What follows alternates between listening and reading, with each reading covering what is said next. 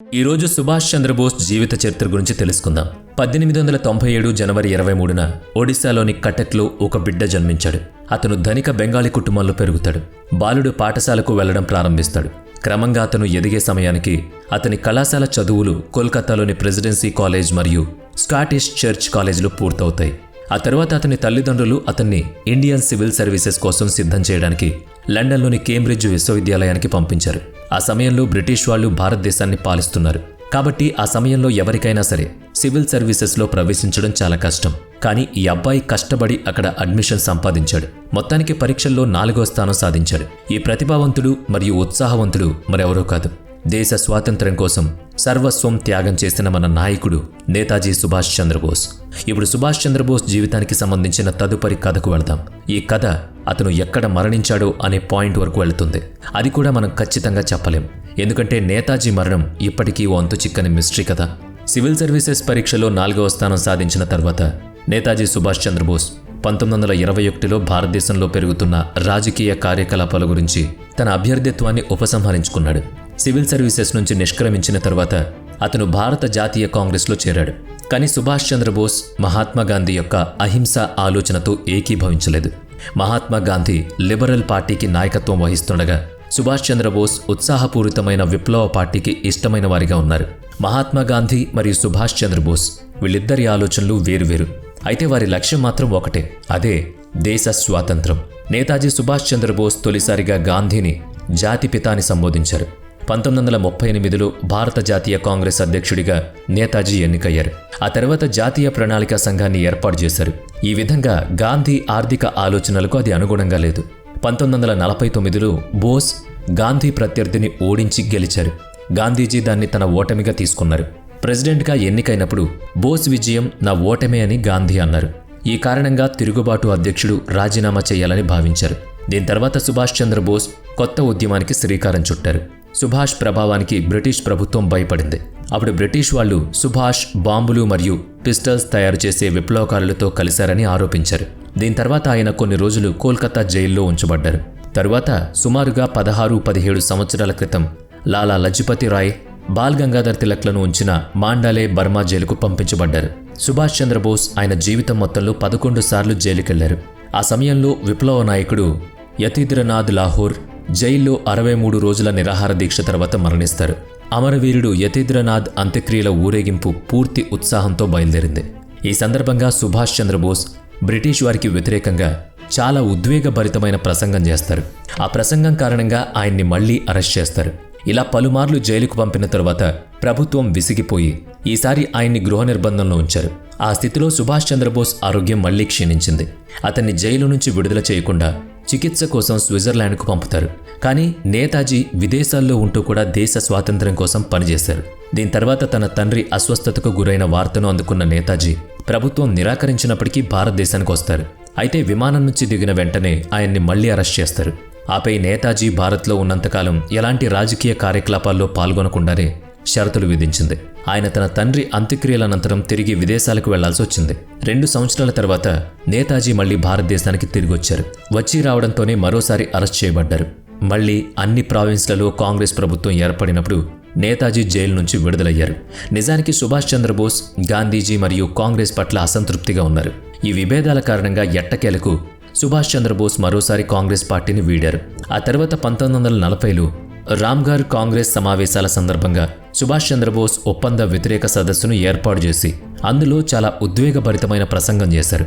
Black hole memorial దేశానికి అవమానకరమని పేర్కొంటూ దానికి వ్యతిరేకంగా ఉద్యమాన్ని చేశారు. ఈ కారణంగా బ్రిటిష్ ప్రభుత్వం అతన్ని అరెస్ట్ చేసి జైల్లో పెట్టింది. నేతాజీ జైల్లో నిరాహార దీక్ష చేస్తారు. చివరకు బ్రిటిష్ వాళ్ళు అతన్ని విడుదల చేసి అతని డిమాండ్కు తలవంచాల్సి వచ్చింది. దీని కారణంగా బ్లాక్ హోల్ స్మారక చిహ్నం తొలగింపు అంగీకరించబడింది. 1941లో కోల్కతా కోర్టులో కేసు విచారణకు రాగా నేతాజీ ఇల్లు వదిలి ఎక్కడికో వెళ్లిపోయారని తేలింది. వాస్తవానికి భారతదేశాన్ని విడిచిపెట్టిన తర్వాత నేతాజీ మొదట కాబూల్కు వెళ్తారు. ఆ తర్వాత జర్మనీలో హిట్లర్ను కలుస్తారు. ఆ తర్వాత జర్మనీలో ఇండియన్ ఇండిపెండెన్స్ ఆర్గనైజేషన్ అలాగే ఆజాద్ హింద్ రేడియో సంస్థను స్థాపించారు. జర్మనీ నుంచి డైవర్ల పడవలో జపాన్ చేరుకుంటారు. బ్రిటిష్కు వ్యతిరేకంగా ఎన్నో పోరాటాలు చేసుకుని నేతాజీ జపాన్ సాయంతో ఆజాద్ హింద్ ఫౌజ్ను ఏర్పాటు చేసి మీరు నాకు రక్తం ఇవ్వండి, నేను మీకు స్వేచ్ఛను ఇస్తాను అని ఈ లైన్ యువతలో ఉత్సాహాన్ని నింపింది. బ్రిటిషర్స్ మీద యుద్ధం చేయడం వల్లే స్వాతంత్రం సాధ్యపడుతుందనుకున్నారు. అతని అభిప్రాయాలను చూసి బ్రిటిష్ ప్రభుత్వం అతన్ని కోల్కతాలో గృహ నిర్బంధంలో ఉంచింది. కానీ సుభాష్ చంద్రబోస్ తన మేనల్లుడు శశికుమార్ బోస్ సహాయంతో అక్కడి నుంచి తప్పించుకున్నారు. ఆఫ్ఘనిస్తాన్ మరియు సోవియట్ యూనియన్ మీదుగా జర్మనీకి చేరుకున్నారు. నిజానికి రాజకీయాల్లోకి రాకముందే నేతాజీ ప్రపంచమంతా పర్యటించారు. అతను 1933 నుంచి 1936 వరకు యూరోప్లో ఉన్నారు. ఇది ఐరోపాలో హిట్లర్ యొక్క నాజీలు మరియు ముస్సోలినీ యొక్క ఫాసిస్ట్ పాలన యొక్క కాలం. నాజీలు మరియు ఫాసిస్ట్ పాలన యొక్క లక్ష్యం ఇంగ్లాండ్. ఇది మొదటి ప్రపంచ యుద్ధం తర్వాత జర్మనీపై ఏకపక్ష ఒప్పందాలను విధించింది. వాళ్ళు ఇంగ్లాండ్పై ప్రతీకారం తీర్చుకోవాలనుకున్నారు. అప్పుడు భారతదేశం కూడా బ్రిటిష్ పాలనలో ఉంది. ఇంగ్లాండ్పై పోరాటంలో నేతాజీ హిట్లర్ మరియు ముస్సోలినీలను తన భావి స్నేహితులుగా భావించారు. శత్రువు యొక్క శత్రువు మనకు మిత్రుడు అనే కాన్సెప్ట్ను ఫాలో అయ్యారన్నమాట. స్వాతంత్రం సాధించడానికి రాజకీయ కార్యకలాపాలతో పాటు దౌత్య మరియు సైనిక సహకారం కూడా అవసరమని ఆయన నమ్మకం. ఆ తర్వాత నేతాజీ దేశ స్వాతంత్రం కోసం ఎన్నో పనులు చేశారు.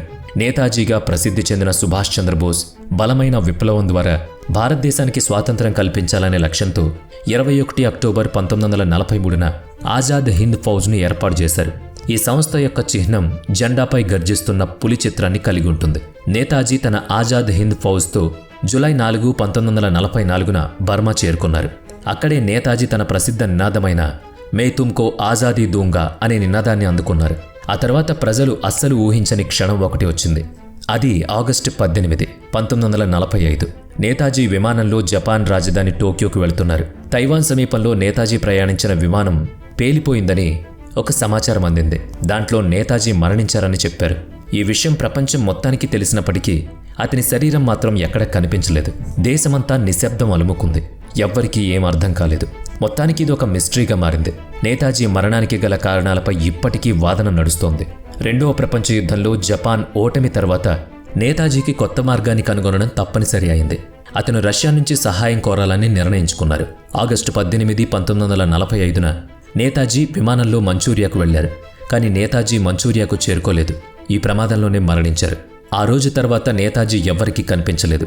23 ఆగస్టు 1945న నేతాజీ పెద్ద బాంబర్ విమానంలో సైగాన్కు వస్తున్నానని టోక్యోకి రేడియో ద్వారా చెప్పారు. ఆగస్టు 18న అతని విమానం తైహో విమానాశ్రయం సమీపంలో కూలిపోయింది. విమానంలో అతనితో పాటు ఉన్న జపాన్ జనరల్ షాద్, పైలట్ మరియు మరికొందరు మరణించారు. నేతాజీకి తీవ్ర గాయాలయ్యాయి. తైహోక్ మిలిటరీ ఆసుపత్రికి నేతాజీని తీసుకువెళ్లగా ఆయన మరణించారు. కల్నల్ హబీబుర్ రెహమాన్ ప్రకారం అతని అంత్యక్రియలు తాయ్హోక్లోనే జరిగాయి. అతని అస్థికలు సెప్టెంబర్ మధ్యకాలంలో సేకరించబడ్డాయి. ఇది జపాన్ రాజధాని టోక్యోలోని రామ్కోజీ ఆలయంలో ఉంచబడింది. 15వ ఇండియన్ నేషనల్ ఆర్కైవ్స్ నుంచి అందిన పత్రం ప్రకారం నేతాజీ 1945 ఆగస్టు 18న రాత్రి 9 గంటలకు తాయ్హోకు సైనిక ఆసుపత్రిలో మరణించారు. స్వాతంత్రానంతరం భారత ప్రభుత్వం 1956 మరియు 1977లో 2 సార్లు ఈ ఘటనపై విచారణ కమిషన్ను నియమించింది. 2 సార్లు ఫలితం శూన్యం. కానీ తైవాన్ ప్రభుత్వం ఈ 2 మిషన్లలో దాని గురించి ఏం చెప్పలేదు. ఇది షాకింగ్ విషయం కదా. 1999లో మనోజ్ కుమార్ ముఖర్జీ నేతృత్వంలో 3వ కమిషన్ ఏర్పడింది. 2005లో తైవాన్ ప్రభుత్వం ముఖర్జీ కమిషన్కు 1945లో తైవాన్ భూమిపై ఎలాంటి విమాన ప్రమాదం జరగలేదని చెప్పింది. ఇది చాలా దిగ్భ్రాంతిని కలిగించింది, హృదయాన్ని కలచివేసింది. 2005లో ముఖర్జీ కమిషన్ తన నివేదికను భారత ప్రభుత్వానికి సమర్పించింది. అందులో ఆ విమాన ప్రమాదంలో నేతాజీ మరణించినట్లు ఎటువంటి ఆధారాలు లేవని పేర్కొంది. అయితే భారత ప్రభుత్వం ముఖర్జీ కమిషన్ నివేదికను తిరస్కరించింది. 1945 ఆగస్టు 18న నేతాజీ ఎక్కడ అదృశ్యమయ్యారు? ఆ తర్వాత ఆయనకు ఏం జరిగింది? ఇది భారత చరిత్రలో అతిపెద్ద సమాధానం లేని ప్రశ్న. నేటికీ దేశంలోని వివిధ ప్రాంతాల్లో నేతాజీని చూశామని, కలిశామని చెప్పుకునేవారు కూడా ఉన్నారు. ఫైజాబాద్కు చెందిన గుమ్నామీ బాబా నుంచి ఛత్తీస్గఢ్ రాష్ట్రంలోని రాయ్గర్ జిల్లా వరకు నేతాజీ ఉనికి గురించి అనేక వాదనలున్నాయి. అయితే వీటన్నిటికీ ప్రామాణికత మాత్రం లేదు. ఛత్తీస్గఢ్లో సుభాష్ చంద్రబోస్ హాజరు విషయం రాష్ట్ర ప్రభుత్వానికి చేరింది. అయితే రాష్ట్ర ప్రభుత్వం దాన్ని ఎట్టి పరిస్థితుల్లోనూ బయటికి రానివ్వలేదు. మరి నిజంగానే సుభాష్ చంద్రబోస్ ఆ ప్రమాదంలో మరణించారా? లేదంటే తరువాత భారతదేశానికి వచ్చి మారువేషంలో జీవించి కనుమరుగయ్యారా? ఈ ప్రశ్నకు ఎప్పటికీ సమాధానం దొరుకుతుందో కాలమే సమాధానం చెప్పాలి.